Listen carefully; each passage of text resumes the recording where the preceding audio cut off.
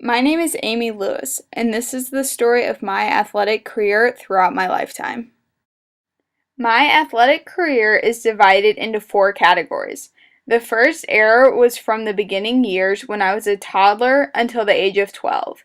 The middle aspects are from the ages of 13 to 17 and 18 to 22, and then the future of my involvement in sports as an adult. From the time I was a toddler until the age of 12, I watched my older brother play sports. I played in the community soccer league, was on a t-ball team, and played sports with my dad and brother in the backyard. Client factors for sports at this age required mental functions that included attention and the experience of self and time.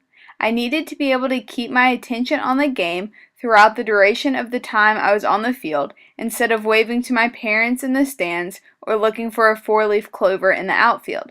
I also needed neuromusculoskeletal movement and those related structures for such things as joint mobility and stability, motor reflexes, and the control of voluntary movements. I had to have the balance and coordination to run up and down the field and be in control of my movements in order to stop quickly when required.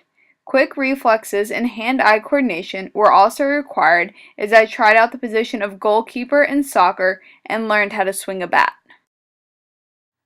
Major activity demands included objects and their properties along with space demands. As I began playing new sports, it required me to purchase new and different sporting equipment.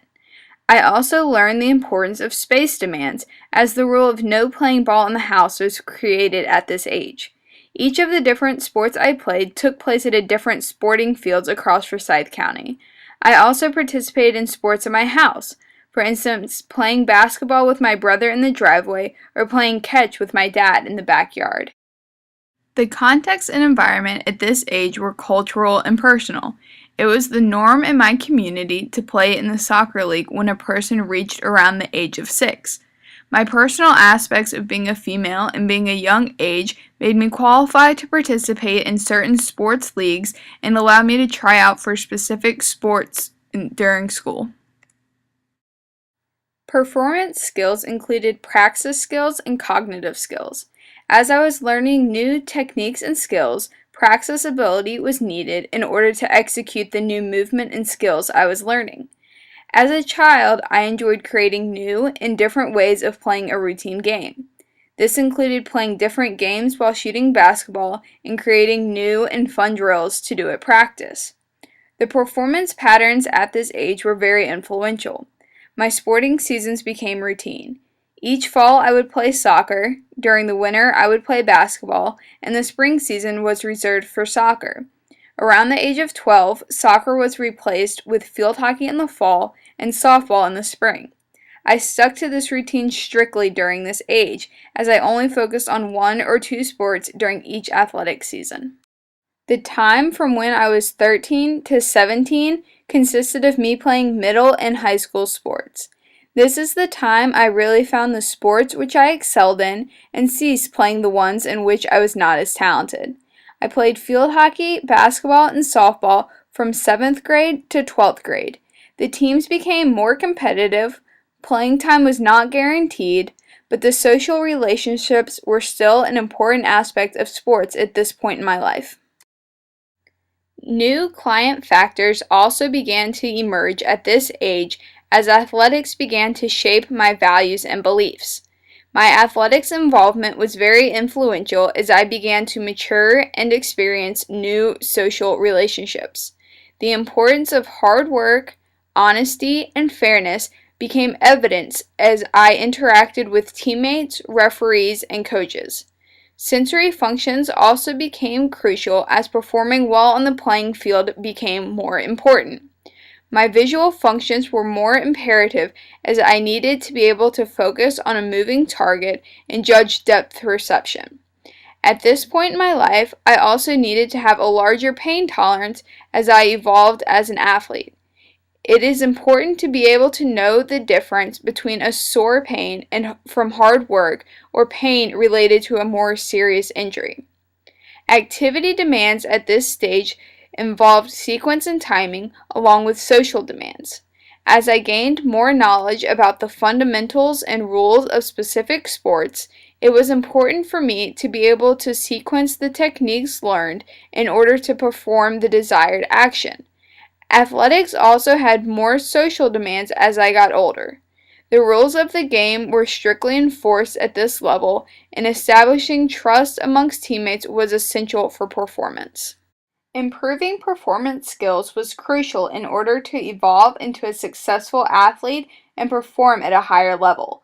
As a goalkeeper, cognitive skills such as multitasking and prioritizing were essential. I relied on multitasking in order to direct the defensive players in front of me and make sure I was on the correct angle in the goal cage and make a quick save if it was required. At this age, my balance of schoolwork and athletics were tested more as school demands increased and athletic practices became longer and more intense.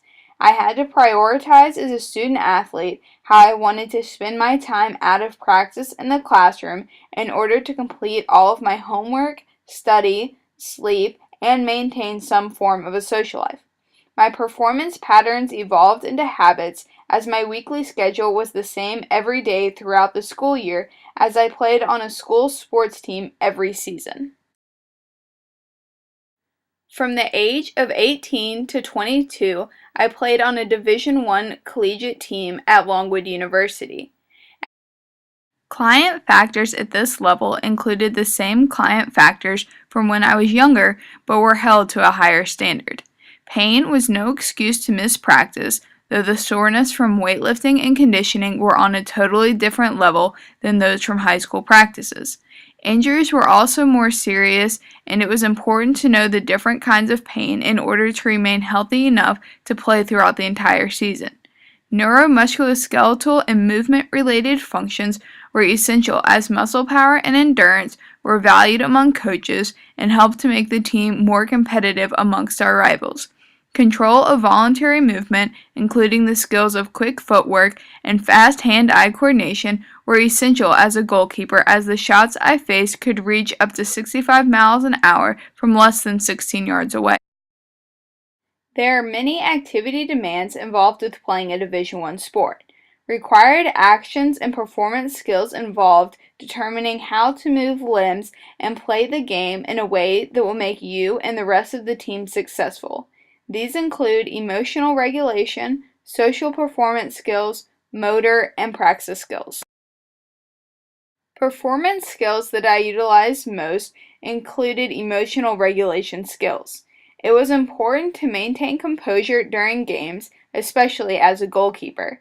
Not getting the playing time you desire and dealing with the drama that can go along with having 20 girls together all the time all require a person to regulate their emotions and not act out inappropriately when things do not go your way. Performance patterns also evolved at this level and rituals were introduced. Longwood University has had a field hockey team for over 85 years, and some aspects of game days had to be done the same way for every game. From what we ate pre-game, to our chat in the locker room before the game, and the way we stood during the national anthem, were all superstitious and had to be done the same way each game. The context and environment at the collegiate level became more advanced. As I became older, technology evolved and became part of the game. As a team, we would watch film from our previous games and learn from those. Communication also evolved, and text messages and emails became a common way to communicate between players and coaches. My athletic career will change greatly in my adulthood. I am sad about this, but am excited to explore new ways in which I can still be involved with athletics. I have found coaching to be a great way to stay involved. The client factors I developed as an athlete are still pertinent as a coach. I try to teach the athletes I coach the values and beliefs that I learned as a student athlete.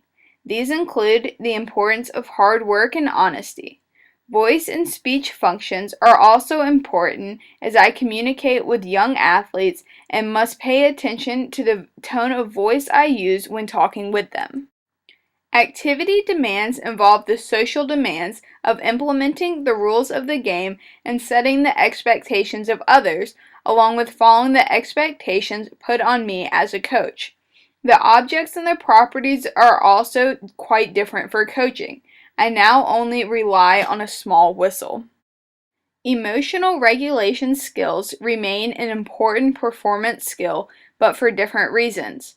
I must remember I am coaching a group of teenagers who have just begun playing the sport. I must remember that they are new to the sport and to not get frustrated when their play is not perfect. Cognitive skills are also important as a coach. It is essential to get the most out of each practice session.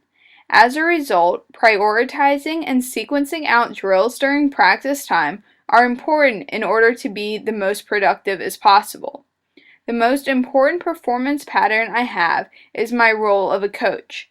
There are expected behaviors and norms I must follow. These include acting in a responsible and professional manner and teaching the fundamentals of the game of field hockey. The context and environment at the adult level are very different than my years when I was playing. It now includes a temporal aspect as I have aged out of many playing leagues. The physical environment have remained the same over the lifetime as I spend most of my time on the field hockey field, and I wouldn't have it any other way.